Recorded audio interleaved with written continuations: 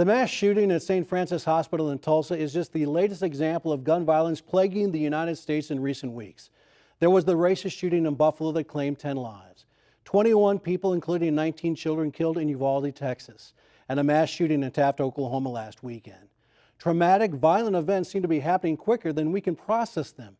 And if that's true for adults, it's got to be even more difficult for children, whether they are the direct victims of violence or are seeing it indirectly online or on TV. What's the best way to try and explain these events to young kids? That's the topic of this week's in-depth conversation with moderator Taylor Jackson.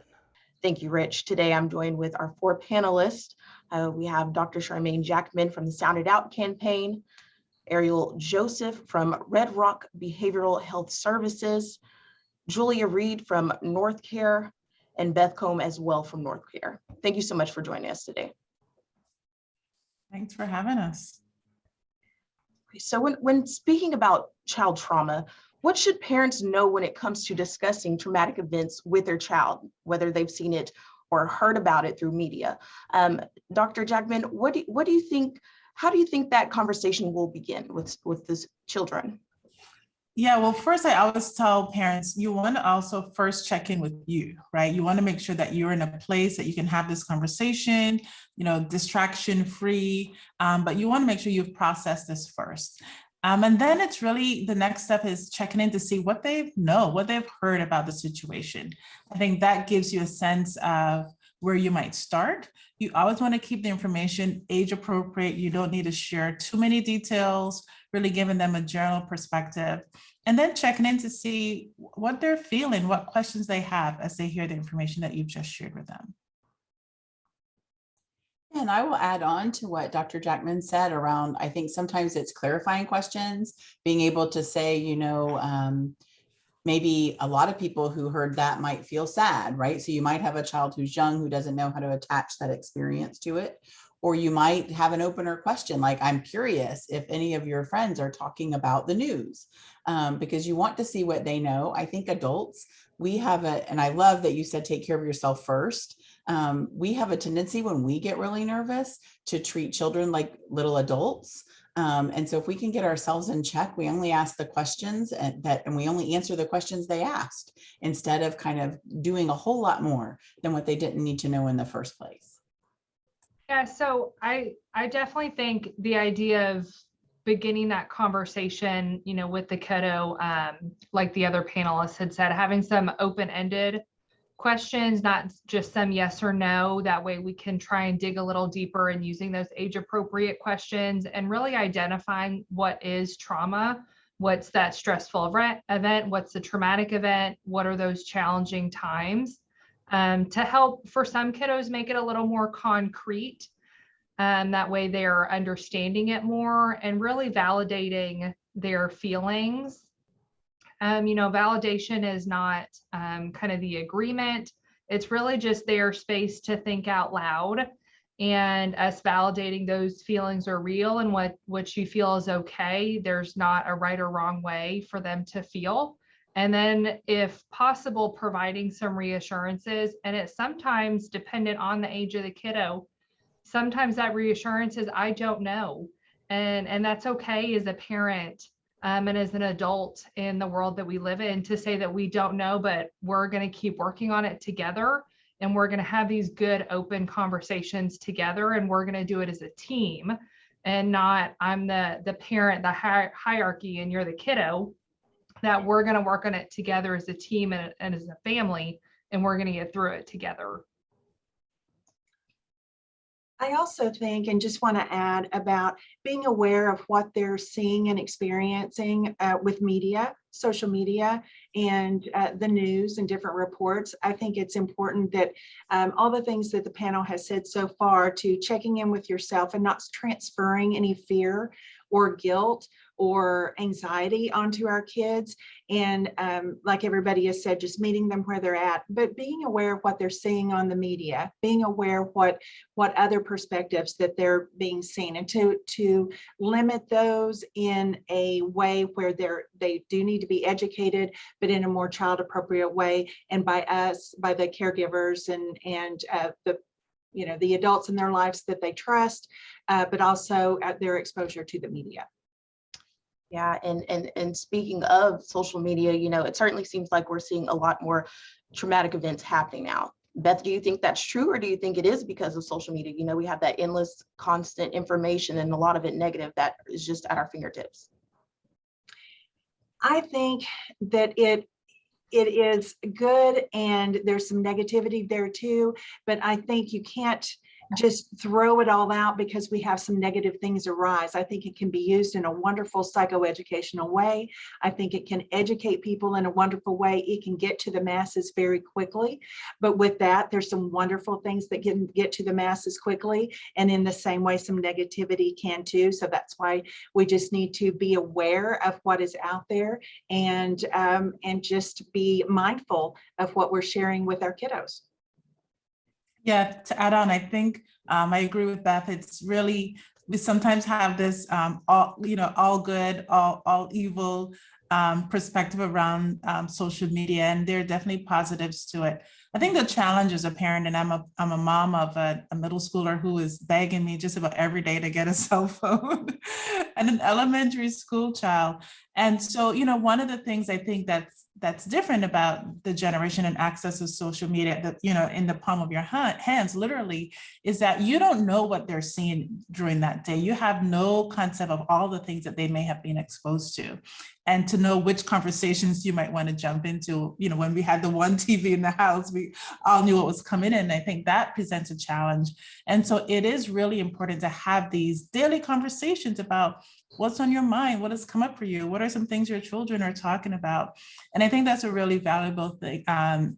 Resource that the Sounded Out Together campaign has really offered. Just start conversation starters, tips to how to start these sometimes heavy conversations with your children, because as a middle school, if I answer a question, how are you doing today? I'm going to get one word. And so it's really, how do we kind of really create a family culture around checking in with each other, what's going on for you, what's on your mind, what some thoughts are coming up. I think those are strategies that can be really helpful for families in navigating kind of what comes in through social media. And I think with any kind of hearing you talk about that, my kids are grown, so we don't have the same challenges as you do right now. But anytime we introduce something, you introduce a new puppy into the home, we're going to set some limits around it. We're going to have rules. We're going to have responsibilities for who's responsible for what pieces. We're going to have conversations about how we talk to, pet the dog, share the dog with other people, right? We're going to do that. And so when we think about social media, I think it is a parent's job to sort of set the context around kind of what our family expectations are going to be, what are going to be the rules about it, what are we going to talk about around it.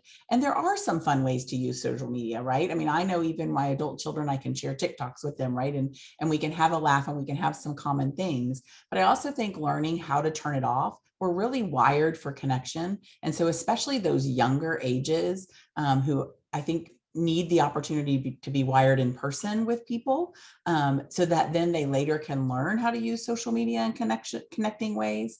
So I think it is our job to kind of figure out those rules before we introduce those moments, but they're also going to get exposed even if they don't have a device, right? And so making sure that we're open and curious and giving them the opportunity to be open and curious as well. And also to piggyback on that, it's being aware of changes in our children when they are exposed to different things. It's being aware that they used to be so extroverted. What is the deal? They always want to stay in their room now. Why don't they want to hang out with those friends anymore? What's going on?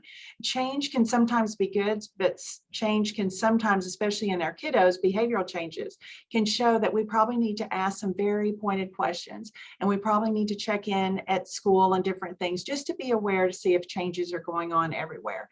Because if changes in behaviors, they're kind of night and day different than they were before they heard some information, then we may need to check in. Maybe help is needed. Maybe just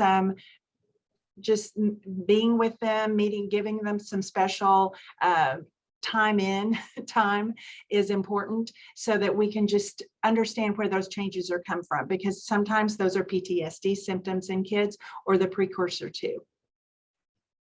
Yeah, recently PBS did a news article online just about how kiddos and families are being impacted by the news and social media.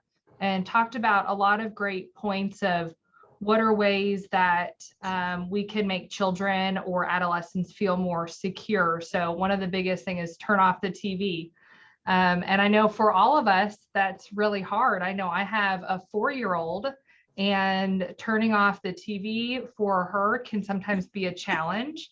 But they also talked about like opening and having those open conversations and really active listening. Us, I think, as adults, also turning off the TV, us putting our devices away, and us really taking the time to openly listen to our child, whichever age they are. And I think two things Yeah. around social media, we can teach kids to regulate around it. And just like we want to teach them to regulate in other ways, if we can kind of give them the kind of this thermometer of how do you know when too much consumption has occurred? The same way if you eat a gallon of ice cream, like how do you know when to turn it off, and teach them about what those regulatory things that they're experiencing. So when you feel yourself having a response to it, that might be a good time to turn it off and come talk to me. Or if you're feeling something because your friends are talking about it, that might be a good time to come talk to me. So being able to kind of open, when we talk about talking about feelings, we also have to teach them how to recognize those feelings when they get that consumption of social media. And even around the routines, when you said, I know so many people will start seeing things and start wanting to just bring their kids home. We're going to stay home for a week. And being able to teach educational systems that our children need to be in these spaces where they felt safe, and they need to have those routines, because that is what helps them thrive.